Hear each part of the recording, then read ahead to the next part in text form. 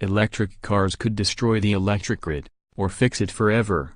Electric vehicles are a fixture of many a transportation utopia, and for good reasons. In a world still reliant on private transportation, they promise everything from lower pollution to higher torque. However, at least one counterpoint mars the dream of exhaust-free street racing. Today's grid would likely fail catastrophically if the entire U.S. car fleet immediately made the switch to running on electricity. Let's call this scenario of massive, simultaneous electric vehicle uptake the pluggening. If every customer starts buying electric vehicles, obviously that would cause a big impact on utilities, says Mohammed Beshir, a professor of electrical engineering at USC's Viterbi School of Engineering. Picture transformers spewing sparks like they were celebrating Chinese New Year. That scenario, though, is pure fantasy. Current EV trends show low to moderate uptake rates. And sure, if utilities don't pay attention, they could wind up like proverbial frogs in simmering pots, not realizing they're being boiled alive until it's too late to hop to safety. The good news is that massive, if not immediate, EV uptake could be a boon to the grid, by leveling out daily electricity demand and possibly even storing renewable energy in cars' batteries, to be discharged when needed. The utilities have plenty of time to plan ahead. Beshir, who has been researching how EVs might impact the grid for the better part of a decade, says he doesn't see any real impact to the grid until around 15% of vehicles on the road go electric. A Bloomberg New Energy Finance report released last summer projects that level of uptake will happen by 2035. Even if utilities are paying attention to the broad trends, they need to watch out for a patchwork pluggening that could hit cities, towns, or neighborhoods where electric cars catch on quicker than elsewhere. Let's call this scenario keeping up with the Muskses. If each home on a block gets one electric vehicle, that's probably equivalent to double that block's existing power load, says Beshir. That's a problem, because utilities traditionally dole out electricity in hub-and-spoke fashion.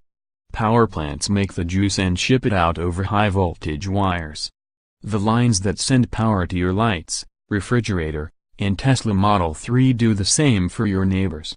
If demand surges in one EV-happy neighborhood, it could cause flickering lights, or worse, in nearby areas.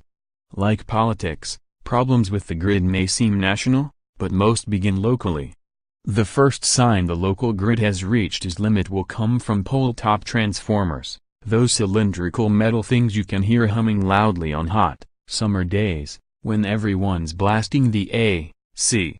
These spin down high-voltage electricity from the transmission wires to the relatively tame 120 volts and 240 volts suitable for residential use. Unlike the intractable complications of politics, girding the grid for an uptake in demand is straightforward.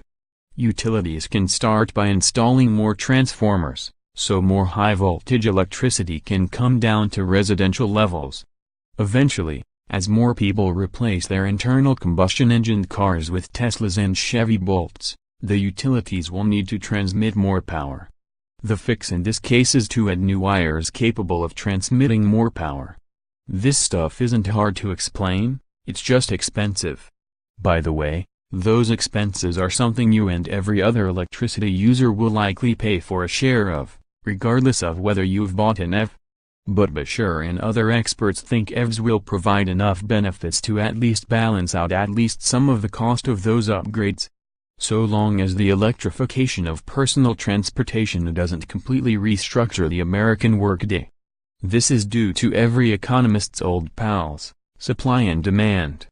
On a daily timescale, demand typically starts off low, and builds through the early morning as people start getting ready for work and take care of things around the house, says Jared Kelly, a vehicle systems analyst engineer at Argonne National Laboratory's Center for Transportation Research. Demand peaks around 6 p.m., when workers get home, make dinner, watch Netflix. Then chill, as electrical demand drops into an overnight valley. These nighttime hours, when EVs are conveniently parked in garages and curbs, are the cheapest time to charge. This fact isn't lost on EV manufacturers. Most EVs have systems that allow you to say, "Okay, I am leaving at 8 a.m., so the computer can calculate the rate at which it needs to charge so it is fully charged by the time you need to leave, says Kelly. In this way, individuals spread their demand for juice over the course of the night. This charging pattern would be ideal for utilities. In order to satisfy the day and night peaks and valleys of electricity demand, utilities typically have to spin up and shut down power plants. All that cycling is expensive.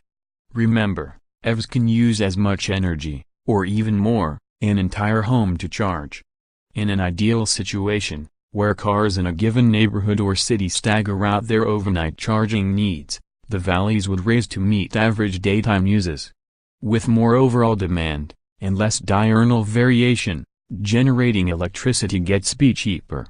And, because of the way utilities are regulated, that cost gets reflected in your bill, regardless of what you drive.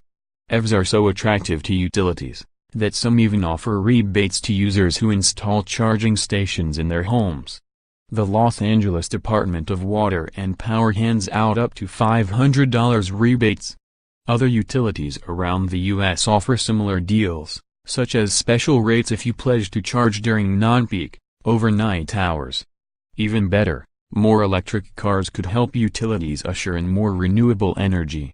Notwithstanding the U.S. government's recent announcement of a 30% tariff on imported photovoltaic cells, solar power is growing.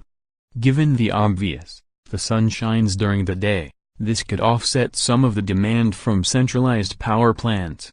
EVs are batteries on wheel. Drivers with access to daytime plugs could fill up on energy while the sun is shining, then discharge that power back into the grid when demand peaks, earning the driver a little rebate. And wind typically blows harder in the evening, Kelly says, so nighttime EV chargers could suck up and store some of that energy, discharging their excess after driving to work to meet mid-morning demand. This modular approach to storing renewable energy tackles one of the biggest problems facing the wind and solar industries. Finally, this whole swirling trend of EVs and renewable energy is happening while utilities nationwide are adopting so-called smart grid technologies, sensors and other feedback mechanisms that allow for real-time models of demand.